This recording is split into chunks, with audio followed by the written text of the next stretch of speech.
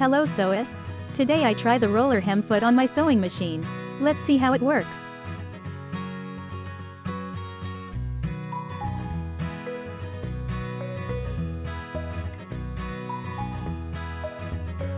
First, fold your hem manually to roughly match the size of your foot's curl.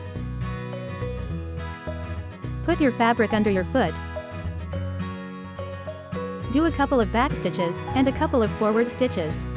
Now, here comes the magic. Rise your foot and needle, and gently guide your fabric to be hem inside the curl of the presser foot. You can use a toothpick to assist, gently pulling the tails of your stitches to guide the fabric. Once the beginning of the hem is curled under the presser foot, lower the foot and start stitching. Pro tip: keep your fabric slightly lifted from the table to aid in guiding it inside the curl.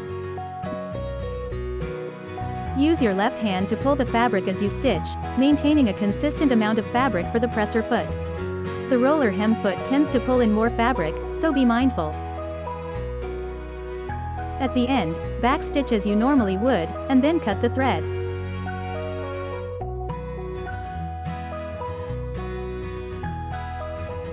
Notice the satisfaction that comes with mastering this technique.